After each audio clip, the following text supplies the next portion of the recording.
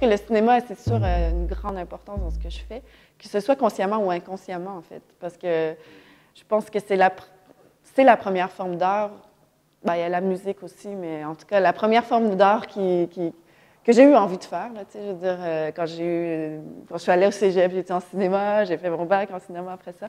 C'est un petit peu par accident aussi. Je ne sais pas exactement comment je me suis ramassée à faire des études en cinéma, mais j'étais curieuse, puis ça m'a vraiment beaucoup marquée. Puis je pense que déjà dans la technique du cinéma, le montage, la manière dont je crée mes vidéos, je pense qu'il y a un aspect vraiment cinématographique parce que je pense beaucoup au montage, à la composition d'images, au rythme.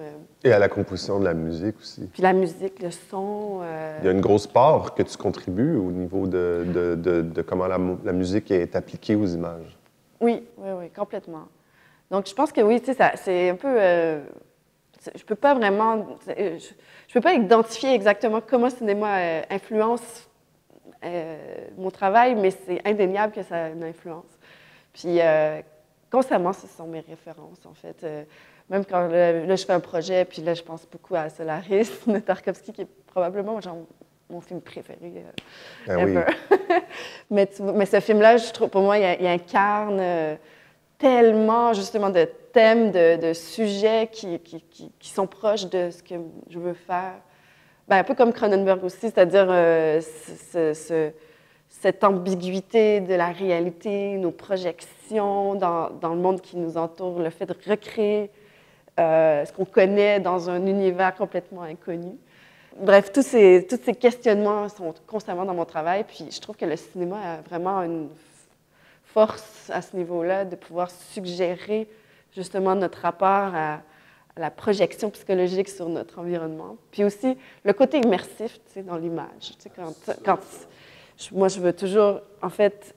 Puis d'ailleurs, ce sont des termes très cinématographiques, mais je dis souvent que je veux faire des installations immersives, mais en même temps, je veux créer une distanciation. Donc, je veux les deux. Je veux qu'on se sente englobé par l'image, mais aussi qu'on réalise qu'on regarde une image. Puis ça me rappelle toujours, quand je parle de distanciation, ça me rappelle toujours mes études en cinéma parce que ça m'avait marqué beaucoup. Tu sais, au cégep, je sais pas, quand on m'avait expliqué c'était quoi la distanciation, tu sais, tout d'un coup, tu te mets à regarder le film pour ce qu'il est, avec le montage, les images. Et en fait, au début, tu as l'impression peut-être que ça t'empêche de vivre le cinéma aussi intensément dans l'émotion, mais en réalité, c'est que ça t'amène une richesse de langage, une souplesse aussi, tu comprends mieux, là, disons, plusieurs niveaux là, de la création cinématographique. Puis après, c'est de trouver la balance entre ton émotion, pouvoir rentrer dans l'immersion, justement, puis être capable de faire un recul, puis analyser le montage, comment ça a été fait.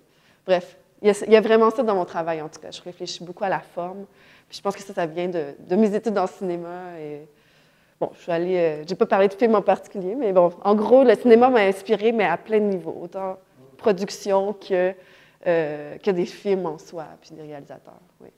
Oui, puis moi, je dirais que c'est pareil.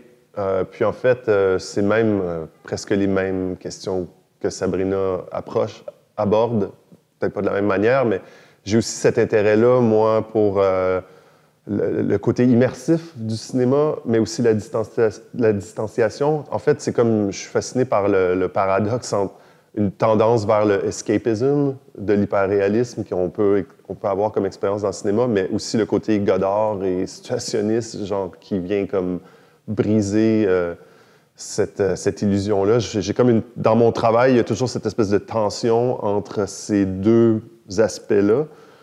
Et depuis 1 an, je travaille sur un projet solo où je suis vraiment super inspiré par les effets spéciaux qui sont documentés. Donc, le moment où on voit qu'une chose est artificielle, sa réalité à cet aspect-là devient pour moi surréel. Tu sais, il y a quelque chose de vraiment étrange parce que tu vois, par exemple, une photo de C3PO en train de boire quelque chose avec une paille, puis il y a genre une couverte autour de lui, puis je trouve ça tellement improbable comme réalité. Tu sais, c'est comme une déconstruction du mythe. C'est la réalité de la banalité de la chose qui m'intéresse, tu sais.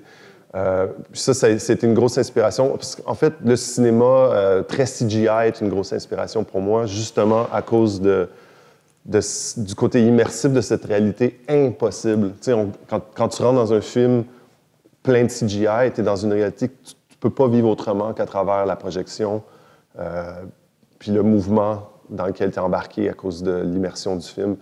Puis cet aspect-là m'intéresse beaucoup. C'est comme vraiment un rapport à une certaine réalité virtuelle. Puis cette illusion-là me fascine. Tu sais, cette espèce d'hallucination collective qu'on a quand on regarde un film dans ce genre-là me fascine vraiment. C'est beaucoup un aspect de ce que j'essaie d'explorer dans la musique. Comme par exemple, pour moi, ça peut être d'utiliser des instruments virtuels, d'utiliser des instruments qui sont artificiels, c'est des samplings, il n'y a pas vraiment de guitare, mais tu entends des guitares, mais après ça, tu t'arranges pour les déconstruire pour que ça soit apparent que c'est un ordinateur qui les joue ou un ordinateur qui les détruit. Donc, il y a comme un aspect où la matière est toujours remise en question. Ça vient vraiment de mon amour pour le cinéma, étrangement.